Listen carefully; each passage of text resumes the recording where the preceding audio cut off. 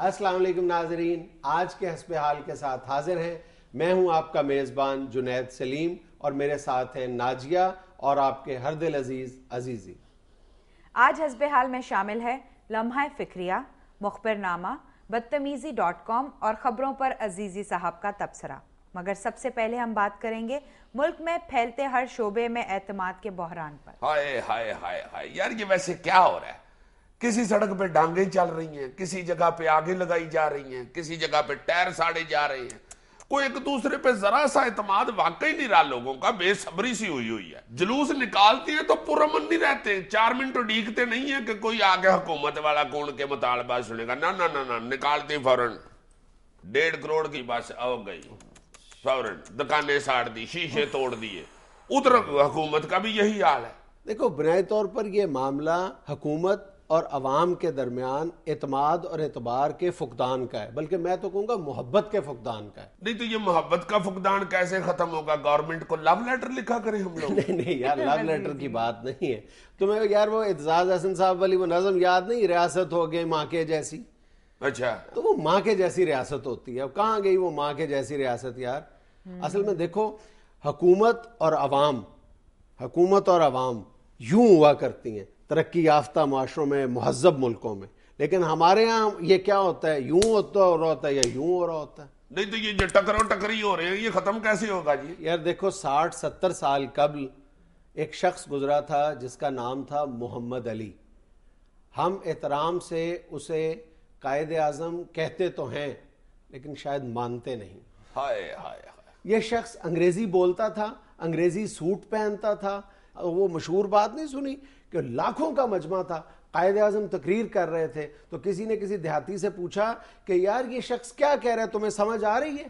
تو اس نے کہا مجھے پتا نہیں ہے یہ کیا کہہ رہا ہے، لیکن مجھے یہ پتا ہے کہ جو کہہ رہا ہے وہ سچ کہہ رہا ہے۔ یہ ہے اعتماد، یہ ہے اعتبار۔ پھر اس کا رد عمل یہ تھا کہ وہ کروڑوں لوگ اس کے ایک اشارے پر اپنی گردن کٹانے کے لیے تیار تھے۔ لیڈرشپ کے حوالے سے ایسی اور بہت سی مثالیں ہیں۔ سوڈان نے اپنے برے دنوں میں امریکی کمپنی کے ساتھ اپنے ہاں تیل نکالنے کا ایک معاہدہ انتہائی نامعقول قسم کی شرائط، مجبوری کے عالم میں کر لیا تھا۔ اب جب سوڈان کے صدر عمر البشیر اقتدار میں آئے تو انہوں نے یہ ساری صورتحال دیکھ کر اس امریکی کمپنی سے کہا کہ بھئی آپ یہ تیل نکالنے کا عمل جلدی شروع کریں۔ تو اس کمپنی نے کہا ہم نے آپ کو $30 ملین ادا کیے ہوئے ہیں، یہ ہماری مرضی ہے کہ ہم تیل نکالیں یا نہ نکالیں۔ اب اس صدر عمر البشیر نے کینیڈا میں رہنے والے ایک کھرب پتی سوڈانی نژاد باشندے سے رابطے کا فیصلہ کیا۔ عبداللہ جارن نبی نامی اس سوڈانی نے جب اس کے سامنے ساری رپورٹس پیش کی گئیں، اس نے کسی ایک کاغذ کو ہاتھ لگائے بغیر ساری رپورٹس ایک سائیڈ پہ رکھتے ہوئے صرف ایک سوال کیا کہ کیا یہ رقم صدر عمر البشیر مانگ رہا ہے؟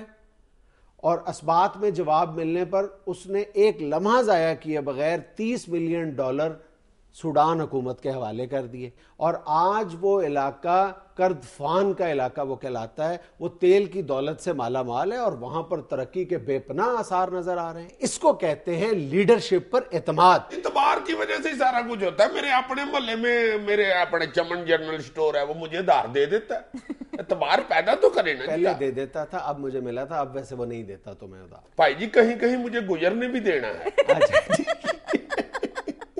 اچھا، اور تم اس صورتحال کو ذرا اپنے ہاں دیکھ لو، قرض اتارو، ملک سنوارو، اس کے بعد زلزلے کے نام پر جو کچھ ہوا اور پھر انویسٹمنٹ کے نام پر جو کچھ اس ملک میں گل کھلائے جاتے رہے۔ اب کوئی ان حالات میں کوئی شریف پاکستانی، چاہے وہ ملک کے اندر ہو یا باہر، کسی بھی لیڈر کی اپیل پر ملک کے لیے $1 بھی دینے کے لیے تیار۔ ابھی کچھ دن پہلے تم نے انرجی کانفرنس کا حال نہیں دیکھا، اس میں کیا تھا؟ یعنی اس کانفرنس میں بجلی بچانے کی 1000 باتیں ہوئی اور بڑھانے کی ایک بات بھی نہیں تھی۔ اب اس صورتحال میں تاجر سڑکوں پہ کیسے نہ آتے؟ اگر حکومت ان کو اعتماد سے نوازتی تو شاید وہ میز پر بیٹھ کر بات کرنے کے لیے تیار ہو جاتے کہ جی ٹھیک ہے ہم کچھ جلدی دکانیں بند کر دیں گے، لیکن ان کو حکومت کی کسی بات پر یقین ہی نہیں ہے۔ حکومت خود بھی تو کچھ کر کے دکھاتی۔ ہاں یہ انرجی کانفرنس نہیں تھی، یہ الرجی کانفرنس تھی۔ बिल्कुल। अब इन जाली डिग्री वाले सियासतदानों की बात पर, तकरीरों पर, नारों पर कोई जी शऊर आदमी एतबार या एतमाद करने के लिए तैयार होगा? हर दूसरे दिन निकलता है जी एक कदा बंदा जाली सनद वाला। अब ताजा मिसाल जो है, नया बुरहान जो है वो ब्यूरोक्रेसी वाला, वो देखा है तुमने? और 54 अफसर 22 ग्रेड के वापस 21वें ग्रेड में। चक्कर ये था कि 21वें ग्रेड से 22वें ग्रेड की तरक्की हमेशा से वजीर आजम का स्वाबदीदी इख्तियार था। सही। और इस बार भी वजीर आजम ने ये इख्तियार इस्तेमाल करते हुए ये तरक्कियां दी थी। लेकिन इस दफा ये हुआ कि कुछ सीनियर अफसरान इस बात पे चीख पड़े और सुप्रीम कोर्ट ने इसका नोटिस ले लिया और ये फैसला दिया कि ये सारी तरक्कियां वापस हो जाएंगी। और इस तरक्की में भी उन्होंने सीनियरिटी को असूल करार दे दिया। मतलब 22वें ग्रेड में जो प्रमोट हुए थे वो सारे के सारे 21वें में वापस आ गए? जी, न सिर्फ वो सारे वापस आ गए, बल्कि जो इस अरसे में 19वें से 20वें में, 18वें से 19वें में, ये पूरी एक ट्रेन थी जो तकरीबन 350 अफसरान की थी और ये सारी की सारी ट्रेन का रुख जो है वो वापस मोड़ा गया। चल बम चिक बम चिक बम चिक बम चिक बम चिक बम चिक बम चिक बम चिक चिक चिक चिक चिक चिक। यार ये क्या कह रहे हो यार तुम? अब बेचारे सारे बैठे सूट ही लगा रहे होंगे और साथ सोच रहे होंगे ये क्या हुआ हमारे साथ। अच्छा, सुप्रीम कोर्ट के ऑर्डर के तहत सिर्फ ये तरक्कियां ही वापस नहीं हुई, वो सारी तनख्वाह, सारी मुराद और जो कुछ उन्होंने इस अरसे के दौरान हासिल किया वो सब कुछ वापस करना पड़ेगा। 22वें ग्रेड में जो जो कुछ भी हासिल किया वापस, वो सब वापस। लो जी, पड़ गया इनको स्यापा। अब इनको पता चलेगा जितनी मुबारकें मिली हुई है ना, मुबारक हुए जी 22वें ग्रेड में चले गए, वो वापस करनी जाएगी। टक टक टक टक टक। यार वो जो तुमने मुबारक दी थी ना, वो उल्टी मेरे तरफ से मुबारक। जितनी भी तरक्की की दावतें खाई हुई हैं वो भी वापस करनी पड़ेगी। बुए खड़का खड़का के जाके, भाई जी वो जो होटल में दावत दी थी, आओ यार खाओ आगे चलो। मतहतों ने सलामी की थी ना, सरकार 22वां ग्रेड। अब वापस अफसर उसे कहेगा, भाई जी 21वां ग्रेड। प्लाट भी 22वें ग्रेड में मिलता है, एक एक कनाल कनाल का 1.5-2 करोड़ रुपए का। कईयों ने तो बेचारों ने बीच में से जल्दी जल्दी बेच लिया था। उनको पता चल गया यार रिवर्स गड्डी ना लग जाए। अब जिन बेचारों ने वो प्लाट के पैसे खर्च लिए हुए वो वापस इकट्ठे करेंगे, सनियारे के पास जाएंगे, यार वो भरजाई तुम्हारी की जो चूड़ियां ली थी अल्लाह फट पैसे और दे भाई वापस करने हैं। पर ये लोग चल अंगूठी भी उतार के वापस करके आओ, मुझे डंडे पड़वाने हैं। हाय हाय ये लो पकड़ो, जब 20 बरस के बाद एक अंगूठी ले ही दी है तो वो भी वापस करवा रहे हो, शर्मिंदा करा दिया मुझे। कई मस्कीनों ने बाल बच्चों को बाहर का भी सफर करवाया है, सैर तफरी कराई है। चलो बेटा आपको अमेरिका सैर कराऊं, प्लाट बेचा है। यहां से दुबई जाएंगे, फिर इंग्लैंड जाएंगे, फिर अमेरिका जाएंगे। अब वो बेचारे सारा बाल बच्चा लेके दोबारा अमेरिका जाएंगे, उधर से वापस लंदन आएंगे, वापस दुबई आएंगे और वापस फिर पाकिस्तान आएंगे।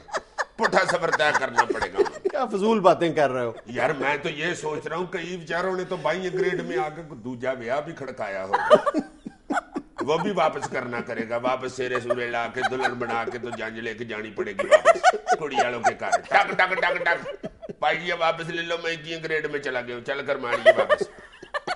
ओ बाजी वाली हो, चलो बाजी पुठे करके बजाओ, पुठे बाजी बजाओ। बदतमीज। ये जनाब मैंने आपका दूध का गिलास पिया था, ये लें और हमारे छुआरे वापस करो। वो जो जूती लुकाई ली थी वो भी मुझे वापस करो, जूती दोबारा लगाओ, मैं आप पे ढूंढ लूंगा। और यार वही मेरे जो 2-3 दोस्त नाचे थे, चलो यार पुठा डांस करो आगे हो। उधर से पन्नों ने आ जाना, हाय हाय हाय जितने चमोटे तुम्हारी जंज पे हमने खाए थे वो तुम्हें मारेंगे अब।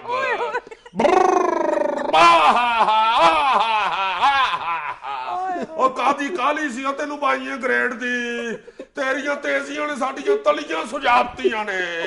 ਮੈਂ ਤੇ ਉਦੋਂ ਹੀ ਸਮਝ ਗਿਆ ਸਾਂ ਲਾੜੇ ਨੂੰ ਰੂਪ ਨਹੀਂ ਚੜਿਆ, ਕੋ ਤਰੱਕੀ ਚ ਗੜਬੜੇ। ਨਿਕਾਹ ਵੀ ਜੀਬੋ ਗਰੀਬ ਕਰਾਇਆ ਸੂ, ਲਾੜੇ का नाम 22 ग्रेड। लाड़े के गवाह का नाम 22 ग्रेड। लाड़े का एड्रेस 22 ग्रेड। हाय हाय हाय हाय दहशत करन ले इधर उधर भी वेखिया सू। ਕਹਿੰਦਾ ਸੀ ਨਿਕਾਹ ਖਾਂ ਸਾਹਿਬ ਤਰੀਕ ਭਾਵੇਂ 21 ਹੈ, ਤੁਸੀਂ 22 ਲਿਖਣਾ। ਹੱਕ ਮੈਰ ਜਿੰਨਾ ਮਰਜ਼ੀ ਲਿਖ ਲਓ, ਮੇਰਾ ਪਲਾਟ ਵਿਕੇ। ناظرین لیتے ہیں ایک چھوٹی سی بریک, ہمارے ساتھ رہیے گا. ڈیا کالیا نامیا کر دی ویلاں واپس.